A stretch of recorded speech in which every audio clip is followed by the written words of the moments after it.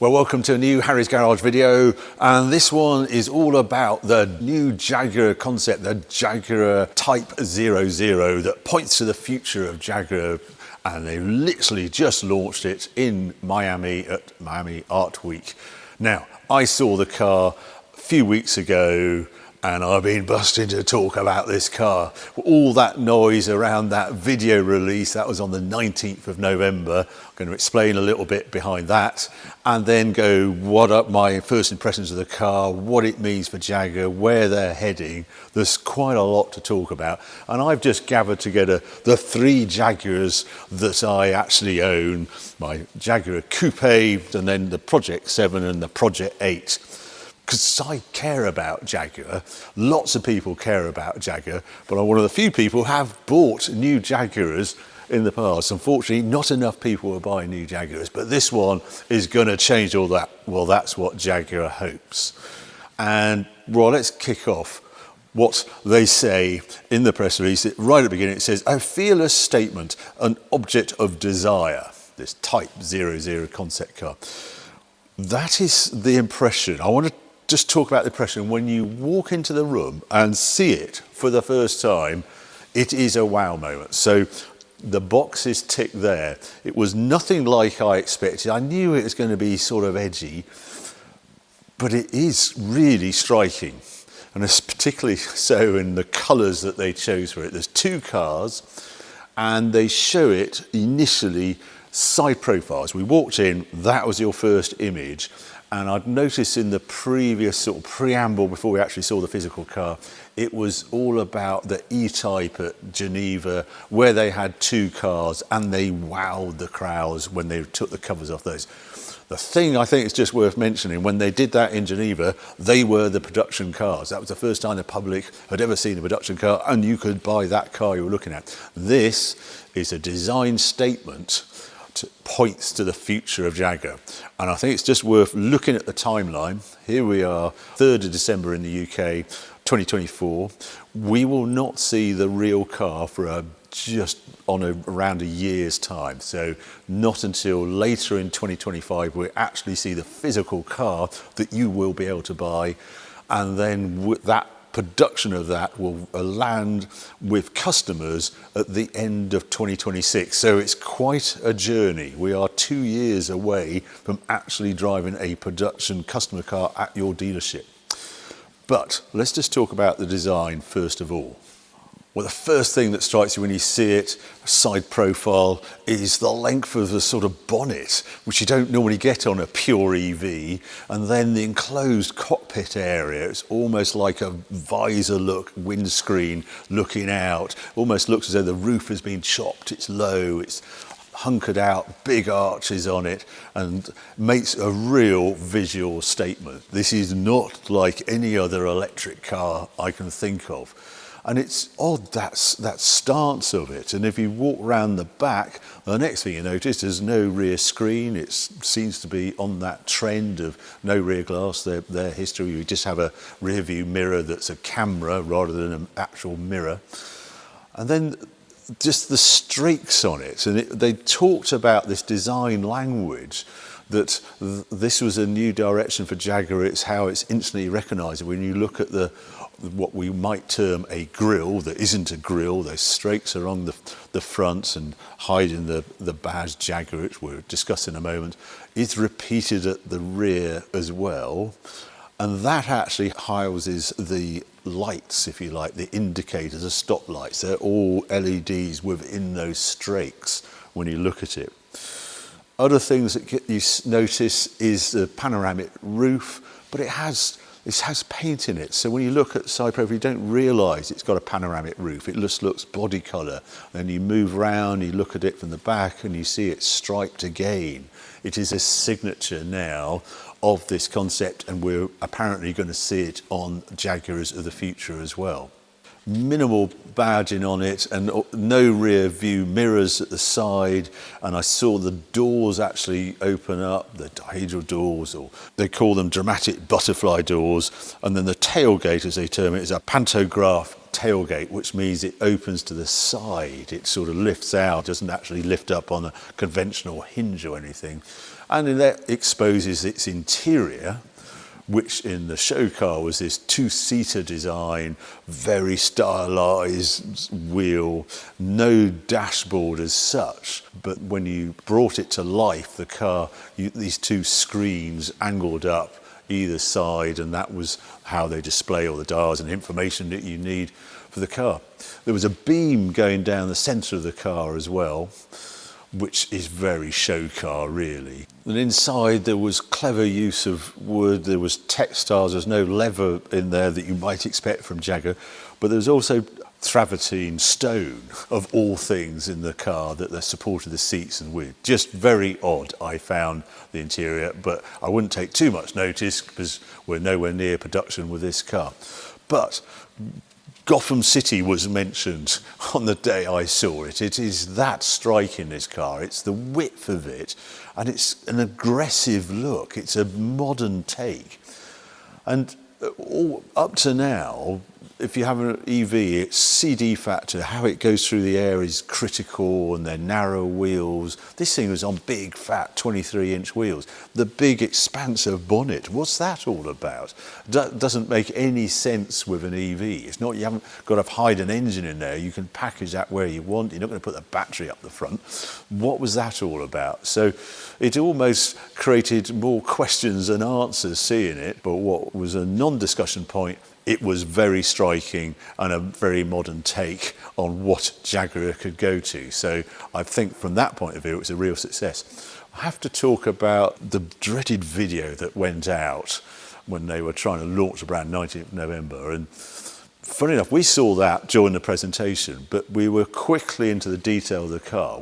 So to us, it was a bit odd, but it wasn't key to the day I spent with the car because it quickly moved on to more physical, more interesting bits. But the reaction to that video has been off the frigging scale. And I don't understand Jaguar's strategy for releasing it. And it was bold, but it was beyond bold because it seemed to alienate their potential customers. And I just can't see that's ever a good thing.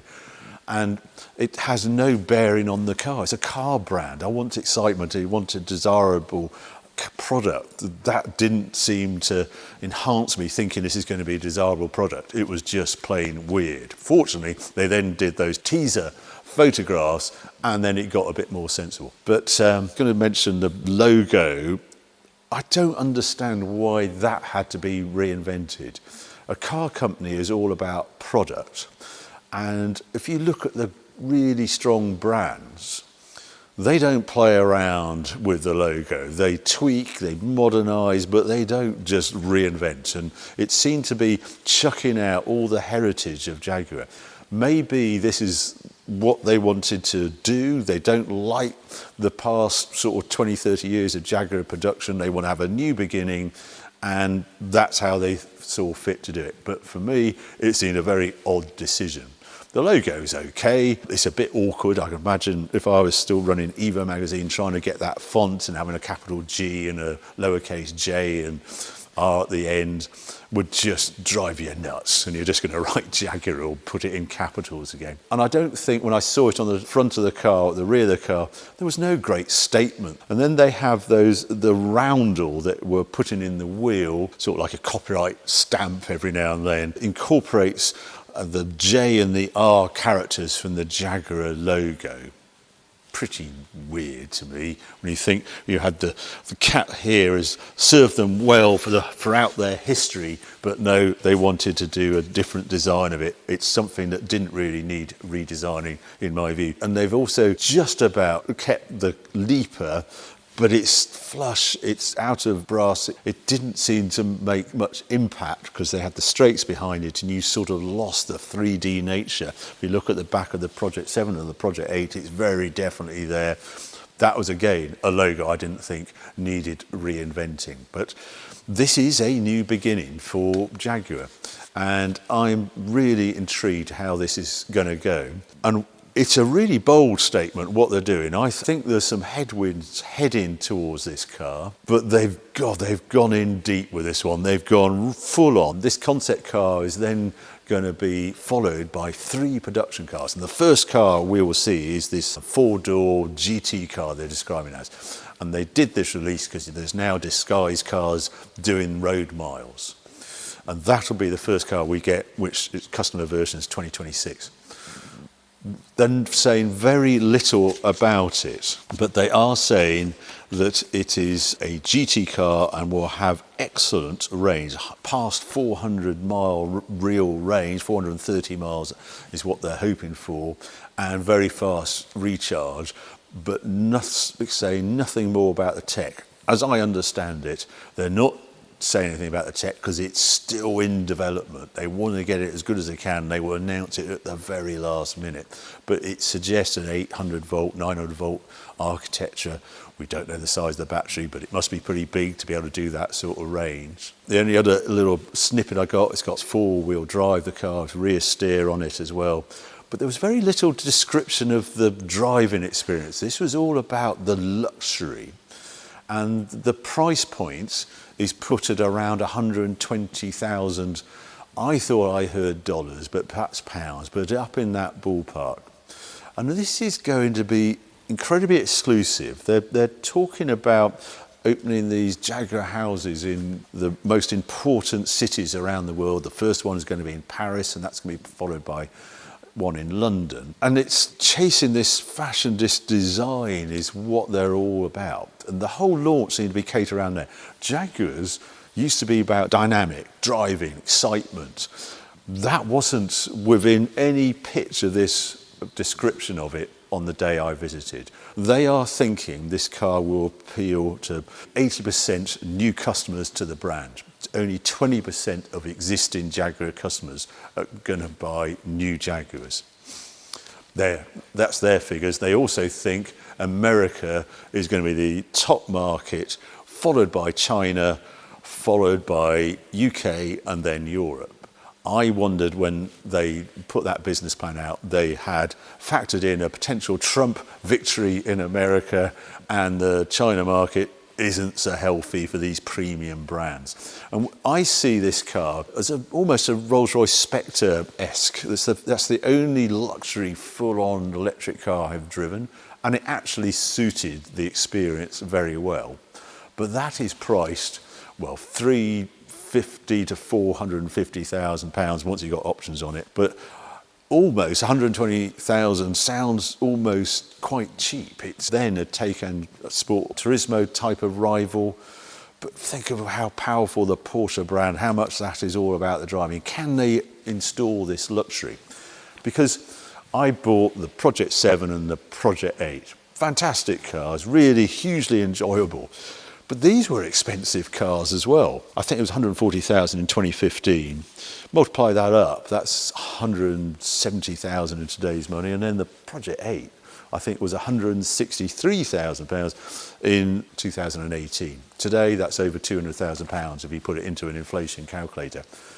And my experience of buying those cars at Jaguar was not good. There was no follow-up. There was no sort of exclusive feeling, the club feeling. The dealers did their little bit, but nothing from the factory. And I think if they're going into this marketplace, it's actually how they treat their customers is equally as important as the car. They say they're putting a massive amount of effort in there. And that is the bit I'm going to be very interested to see if they can get a sort of passion behind the product and people want to engage with it and how they're going to lead off appeal to this new customer base. And talking to Rawdon Glover, who's MD of Jaguar, they see this Type 00. What they want is luxury and desirability. That's the combination they're looking at. And it just strikes me within the JLR portfolio, there's another car that does that, and that it will be the electric Range Rover that comes out next year. I can see this Jaguar appealing to the same customer. So, yeah, timing of this car, when I tackled them that you really don't want to be launching this car at the moment, they say, well, remember, this car is not appearing to 2026, so a pure electric GT car might seem more appealing by 26, 27, and it will be on sale right through to 2032. So we're quite a way in the distance, and maybe our tastes of the type of cars will change by then. And the other thing I picked up from this launch is JLR are actually doing extremely well. They've produced a profit of 1.1 billion in the first 6 months of the current financial year they're in. That is a very healthy company on the volume that they produce. And therefore, there is real intent, real muscle. They're not betting the house for the company on this Jaguar, but they have the money to really give it their best shot. And Jaguar, when was their peak? It's an interesting one. I was looking back, you say D-Type when they were racing at Le Mans, and they couldn't sell D-Types. They had to do that XK SS to move the final few cars. It was probably when E-Type launched, they were very strong then. And they were also strong. I remember them in 80s and 90s. Every company director had an XJ or an XJS or something. And that was probably peak Jaguar as well in volume terms and profitability. Will this be a new beginning for Jaguar? Well, there's a long way to go, but looking at Type 00, when I saw it, it was a wow moment. So that was the great thing about this car. Will the production car look like it? Well, the MD of Jaguar says, yes, it's very close, but it's got 4 doors. I can't see it will have butterfly doors, but there we are. New Jaguar is coming this way. I hope you enjoy this video and looking at the details of this new Jaguar. Let's see where they are when we see the production car in a year's time. So I hope you enjoyed this video. If you did, keep watching, keep subscribing, more videos coming along very soon.